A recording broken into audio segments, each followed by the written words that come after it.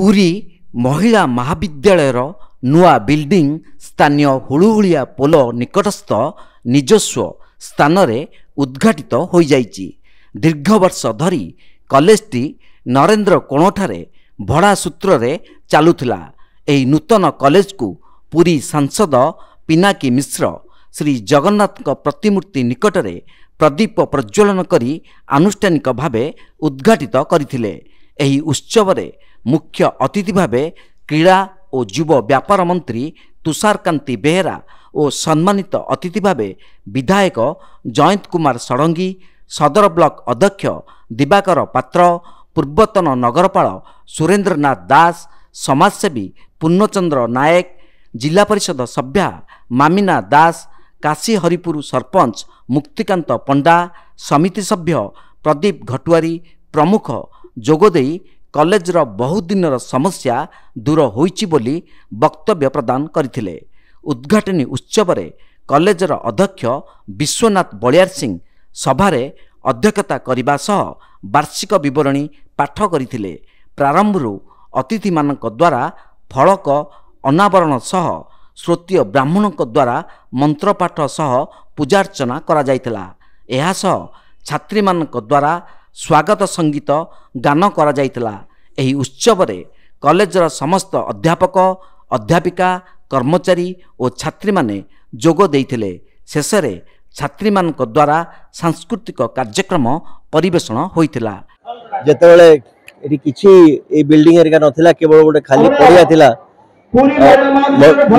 मुख्यमंत्री को रिक्वेस्ट करली, मुख्यमंत्री कार्तिक पांडेल बाबू को कहले जे इंस्ट्रक्शन देले जे ये जहाँ अच्छी प्रॉब्लम यहाँ सॉल्व करो।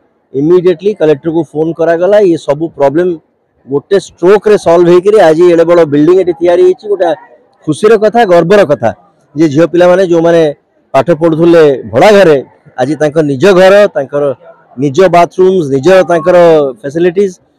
या परे नेक्स्ट फेज रे आउ बिल्डिंग तैयारी होबो, खेल पड़िया होबो, रास्ता होबो, एटी अंडरपास रेलवे रो करा जिवो। तेणु अंचल जहाँ उन्नति दरकार मुख्यमंत्री से निष्ठापूर्ण भाव में काम कर चलती। कार्तिक पांडेन बाबू कमिटमेंट देइछन्ती जे अंचल पूरा इम्प्रूवमेंट वुमेन्स कॉलेज नूतन बिल्डिंग जो समस्त बहुत बहुत शुभेच्छा अभिनंदन जनाइबी।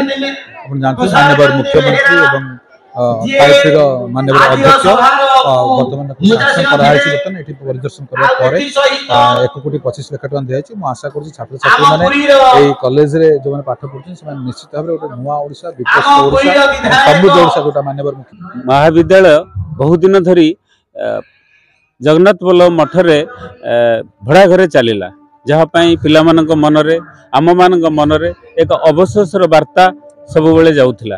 ताकू परिपूर्ण करिया पाई सरकार तरफरु एवं महाविद्यालय तरफरु आमे आज सक्षम हो पारिछु।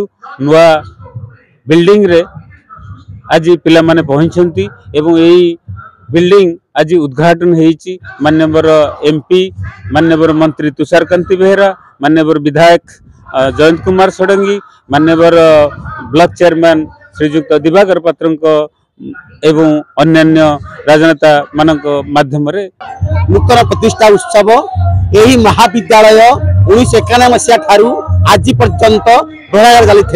तेणुक आज प्रतिष्ठा उत्सव रे आमर पुरीर एमपी पिनाकी मिश्र, पुरीर एमएलए जयंत कुमार षडंगी एवं दिवाकर पात्र अन्य मंचासीन अतिथि माने जोगदेई यही उत्सव को गौरवान्वित मन करथिले।